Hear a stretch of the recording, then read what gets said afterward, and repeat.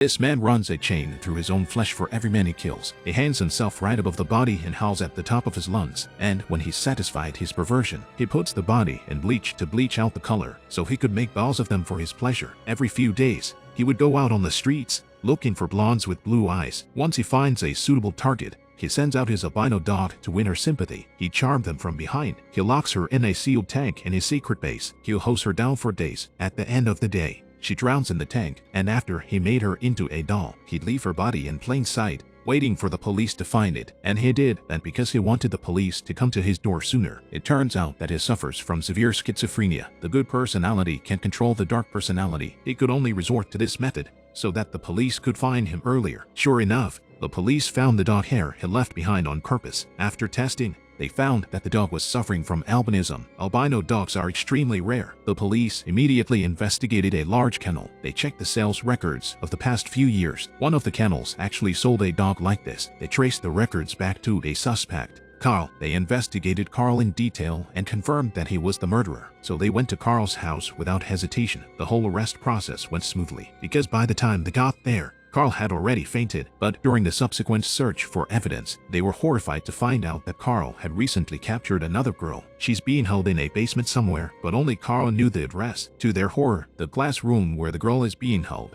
has been set to automatically refill with water. In 2 days, the glass will be filled with water. The girl will be dead. They must find the location of the basement as soon as possible. But here's the kicker. The attending doctor told them that Carl has an extremely rare form of Wieland's disease. He's in the midst of an outbreak. Simply put, Carl will live forever in the conscious world, never to awaken. Police officers will told the doctor that there's another victim who needs to be rescued. They need to know where the basement is, no matter what. The doctor thought about it for a while, but then he remembered a psychiatric institute. It might be able to help them solve their problem. This facility has developed a tool. It can transmit a person's consciousness into another's mental world. But this experiment is still in the experimental stage. There are still a lot of problems. It's an emergency. Will took Carl to the lab without thinking. The head of the lab, after learning about Will's request, was quick to agree, but Kaiser, the taskmaster, was hesitant because this patient's brain is complex, and there's a lot of danger inside. Once she goes in, she may never come out, and the technology itself is not yet mature. There are a lot of uncertainties, but when she saw the pain of the other victims before they died, she said yes. Katherine puts on the special suit, connects to the teleportation port, covered with a special flexible display. After preparing her, the staff retires. The program is activated. The two of them levitate. Katherine successfully enters Carl's spirit world. The first thing she saw was the priest baptizing the boy. Then she was transported to a dark creek.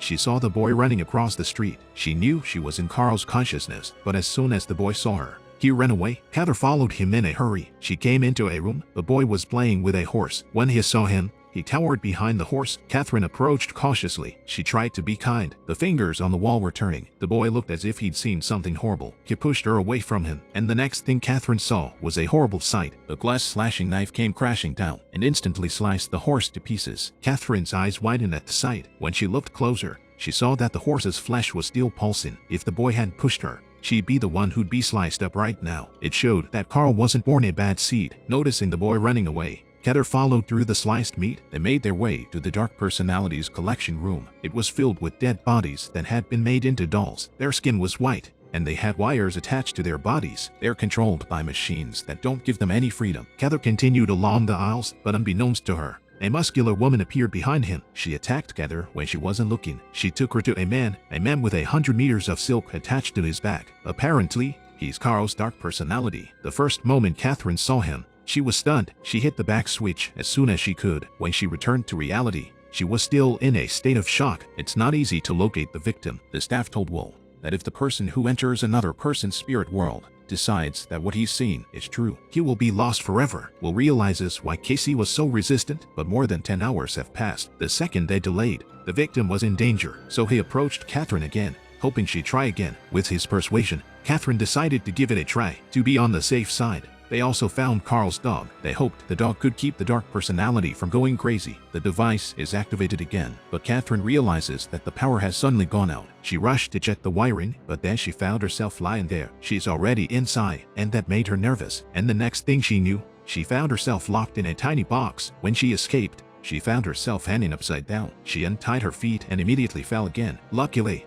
Carl's dog showed up just in time. She was unharmed. Then she saw the boy go into a house. She followed him inside and found him washing dishes. She took off the necklace around her neck and opened the mirror inside. She opened the mirror inside and offered it to the boy with a tender look on her face. The boy was so happy to receive it that he forgot the plate in his hand. The plate fell to the floor in pieces. It instantly attracts the attention of the adults. The boy becomes frightened. He pushes Katherine into the cupboard. Through the crack, Katherine sees the boy being beaten by his father. She tried to save the boy, but the closet door wouldn't open. All she could do was watch the boy suffer. Katherine felt sympathy for the boy. Just then, a sound came from behind her. Katherine turned her head. She found herself in another dimension. The boy had grown up and had begun to kill. Katherine slowly approached and tried to awaken his goodness and asked for the location of the last victim. But then the boy's dark personality awakens. She's grabbed by the dark personality and can't press the exit button. At the same time, the staff noticed Katherine's abnormality, but they can just cut off the program because Katherine is in danger of falling asleep forever. Will feels that it has caused Katherine's death and volunteers to go to Carl's spirit world to save her. The staff told him everything he needed to know, and they activated the program and sent him in as well. These three women are dressed up, staring up at the sky with their mouths open. A man was half dead on the ground. Suddenly a light shines on the man's face and he wakes up. He looks around him blankly. One of the women suddenly turned to the man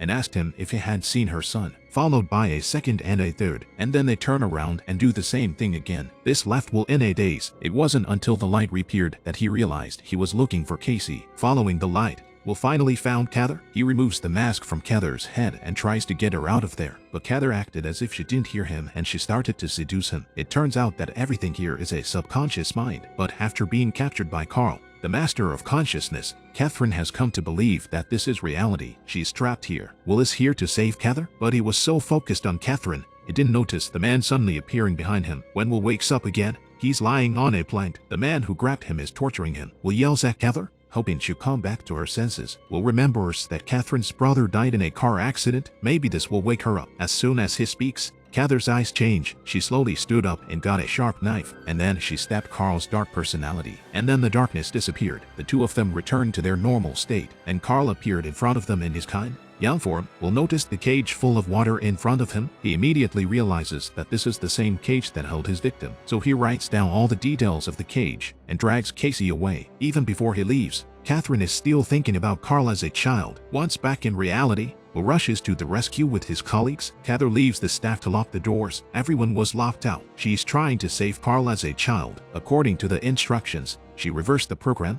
allowing Carl to enter his own mental world. Katherine took a deep breath and prepared herself. She took Carl into the spirit world again. Soon Katherine, dressed in the Virgin Mary's clothes, met Carl as a baby. She replaced Carl in front of her and gently offered to help him. With Katherine's intentional guidance, Carl gradually spoke out. When he was 7 or 8 years old, he found a wounded bird, but his father found it. Carl knew his father would torture the bird, so he drowned the bird before he could, but he fell in love with the feeling of being in control of someone else's life. Eventually, he became what he is now. That's when the spiders appeared on the boy. Then the white space suddenly darkened. It turned out that Carl's dark personality had followed him. He wanted to take the young Carl with him, but Katherine wasn't afraid this time. In her mind, she was the one who should be in charge. She used her crossbow to hold the dark personality in place, and then she ripped the decoration off of Darkseid's chest. She punched him in the face. When Katherine was done, she threw a long knife into his chest, but she soon realized that the young Carl had suffered the same wound, so they're one and the same. If one died, the other couldn't escape, so Katherine became the virgin again. She baptized the boy and kept him in her spirit world forever. At the same time, Carl in the real world was breathing rapidly, and finally, he stopped breathing. On the other hand, Will finally arrived at the victim's location by helicopter based on the generator on the ground. He managed to find the basement intersection. The countdown had just ended and the victim was still struggling. Will didn't hesitate any longer. He pulled out his pistol and shattered the glass. They managed to save the victim. This movie is categorized as a horror and thriller. In fact, it is a movie that combines science fiction, psychology, postmodern art, and a sense of religion. It is worth watching. Since the introduction of Freud's theory of the subconscious, man's knowledge and expression of self has suddenly gained an immensely rich and inexhaustible space. Movies can present this space in imaginative ways. Source code, Inception, and this movie, Invasion of the Brain Cells, can more or less be categorized as such, but I'm more interested in the plot of this movie. While some found the plot thin, I was deeply impressed by it. Its plot layers are quite rich in my opinion.